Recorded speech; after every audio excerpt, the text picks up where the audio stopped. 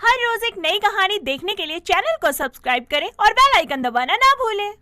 सुबह सुबह उठकर नहा धोकर तैयार होकर नेहा अपने बाल संवार रही होती है।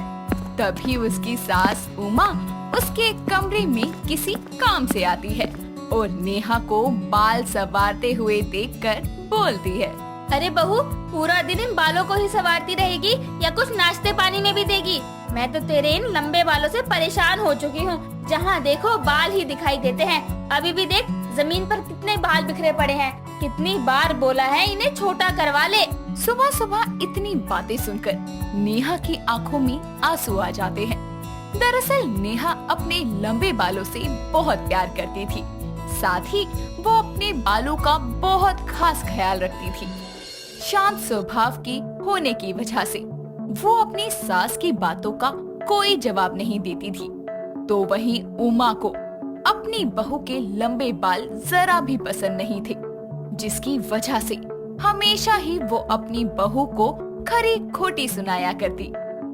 ऐसे ही एक सुबह नेहा का ससुर सुरेश अपनी बहू को आवाज देते हुए कहता है, अरे बहू, सुबह की चाय तो दे दो बेटा।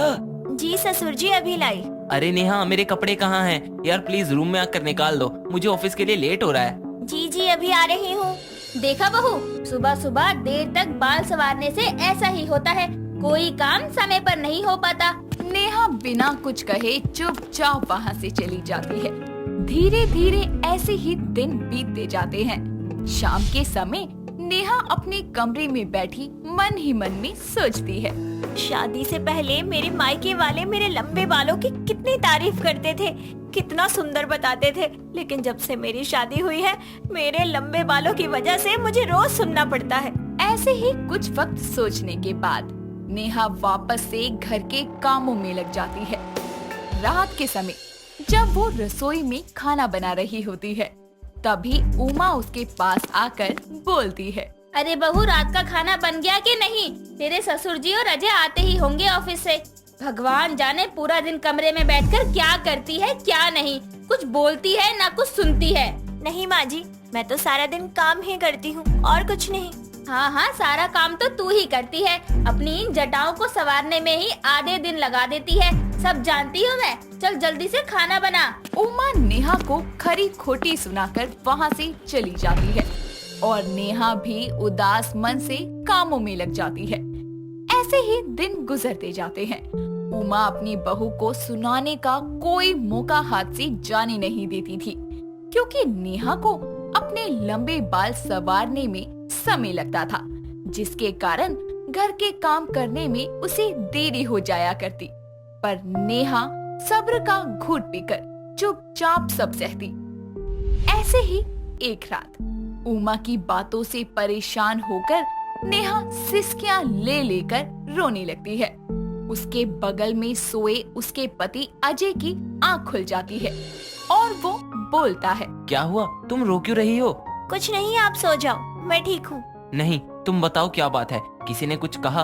कुछ हुआ? बोलो ना। जी, दरअसल बात ये है कि माँ जी को मेरे लंबे बाल जरा भी पसंद नहीं है। वो हमेशा ही मुझे इन्हें कटवाने को कहती रहती है। नहीं नेहा, कटवाने क्यों है? बहुत खूबसूरत हैं तुम्हारे ये घने बाल, सच में। आपको तो पता है ना कि मुझे मेरे लंबे बाल कितने पसंद हैं, लेकिन इनकी वजह से मुझे इन्हें संवारने में काफी टाइम लग जाता है, जिस वजह से आए दिन मुझे काम में देरी हो जाती है। ऊपर से बदलते मौसम में ये झड़ने भी लगते हैं, और जब कभी माँ जी को फर्श पर या कहीं भी मेरे टूटे बाल नजर आते हैं तो वो मुझे और ज्यादा बोलना शुरू कर देती है। अच्छा, तो ये बात है। चलो मैं बात करता हूँ माँ से इस बारे में।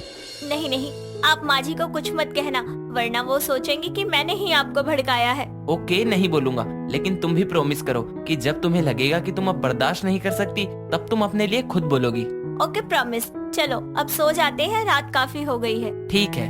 अजय नेहा को गले से लगा लेता है, जिसके बाद दोनों पति पत्नी आराम से सो जाते हैं। दिन गुजरने लगते हैं। उमा का नेहा को सुनाना जारी रहता है। ऐसे ही एक दिन उमा तैयार होकर अपने कमरे से बाहर आती है और नेहा से कहती है, अरे बहू, तू घर का काम खत्म कर लियो, मैं थोड़ा पड़ोसियों से मिलकर आती हूँ। उमा अपने घर से अपनी पड़ोसन हेमलता के पास जाती है और उमा को देखकर हेमलता कहती है, और उमा बहन कैसी हो? मैं ठीक हूँ, तुम बताओ तुम्हारी बहू कैसी है? अरे बहन, बहू का तो पूछो ही मत, जीना हराम कर रखा है। क्यों, क्या हुआ बहन? ऐसा क्या कर दिया तुम्हारी बहू ने? अरे बहन, उस लड़की ने तो मेरा जीना हराम कर रखा है। छोटी छोटी बात मेरे बेटे को बता देती है, कुछ बोलो तो लड़ जाती है, कहती है ज्यादा बोलेगी तो तुम्हारे लड़के को लेकर मायके चले जाऊंगी। क्या करूं बहन, अपने बच्चे के लिए चुप रहना पड़ता है, सारा काम मुझे ही करना पड़ता है। मैं उसको एक भी शब्द नहीं बोल सकती। तुम्हारी बहू तो देखो कितनी अच्छी है, ऐसी बहू सबको मिले। उसको प्यार से समझाओ, समझ जाएगी। अरे नहीं बहन, वो बहुत लड़ती है, मेरी तो किस्मत ही खराब है। अच्छा बहन, मैं चलती हूँ, फिर आऊंगी। अच्छा बहन, ठीक है। नेहा की सास उमा अपने पड़ोसियों के घर की कहानी सुनकर बहुत ही परेशान होकर घर वापस आती है और अपनी बहू नेहा को आवाज मारते हुए बोलती है, अरे बहू, एक गिलास पानी ला कर देना। जी माँ जी, अभी लाई। ये माँ जी को क्या हो गया? अभी अभी तो ठीक थी, जब से अपनी सहेली के घर से आई है पता नहीं क्या हो गया है। पूछूं कि नहीं पूछूं? नेहा चुपचाप अपने कमरे में चली जाती है। अगली सुबह फिर से नेहा अपने रूम में तैयार होकर बाल संवार रही थी। उमा उसके कमरे में आती है और बिना कुछ सुनाए, बिना कुछ बोले वापस चली जाती है। किचन में काम में देर होने पर भी उमा नेहा को कुछ नहीं कहती। कई दिनों तक यही सब चलता रहता है। ये सब देखकर नेहा को बहुत अजीब लगता है, पर वो अपनी सास से कुछ नहीं कह पाती। ऐसे ही एक दिन उमा अपने कमरे में बैठी मन ही मन में सोचती है, हेमलता बहन तो कितनी अच्छी है, कभी अपनी बहू को कुछ कहती ही नहीं, फिर भी उनकी बहू हमेशा उनसे उल्टा बोलती है, उनकी सेवा भी नहीं करती। वहीं दूसरी तरफ मेरी बहू है, मैं उसको इतना सुनाती हूँ, फिर भी एक शब्द नहीं बोलती और मेरी सेवा भी करती है। मुझे लगता है अपनी बहू के साथ में कुछ ज्यादा ही गलत कर रही हूँ, मुझे ऐसा नहीं करना चाहिए। उमा इतना सोच ही रही होती है कि तभी नेहा उसके पास चाय लेकर आती है। माँ जी, आपके लिए चाय लाई हूँ। वैसे माँ जी, आप ठीक तो है ना? हाँ बहू, मैं ठीक हूँ। आपसे एक बात पूछूं? हाँ बहू, पूछो, क्या बात है? मुझसे कोई गलती हो गई क्या? आप मुझे कुछ बोलती ही नहीं है, नाराज है क्या? आप मेरे बालों के लिए मुझे हमेशा डांटती थी।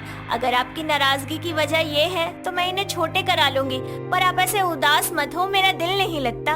अरे नहीं, अपने बाल छोटे मत करवा, तू लंबे बालों में ही अच्छी लगती है। मेरे कुछ ना बोलने का मतलब नाराजगी नहीं है। बहू, मुझे मेरी गलती का एहसास हो गया है। सबकी अपनी पसंद है और मैंने तुझे क्या नहीं बोला, लेकिन फिर भी तूने मुझे कभी भी पलटकर जवाब नहीं दिया, मेरी शिकायत नहीं की अपने पति से, और तेरी इसी अच्छाई ने मेरा मन बदल दिया। देखा आपने, नेहा ने कैसे अपनी समझदारी और शांत स्वभाव से सबका मन जीत लिया और अपने लंबे बाल रखने के लिए अपनी सास को भी मना लिया। अब उमा खुद नेहा के बालों का ख्याल रखती, साथ ही उसे अपनी बेटी की तरह ही प्यार करती। दोस्तों, अगर आपको ये कहानी पसंद आई तो इसे लाइक करें, शेयर करें और कमेंट करके बताएं कि कहानी में आपको सबसे अच्छा क्या लगा।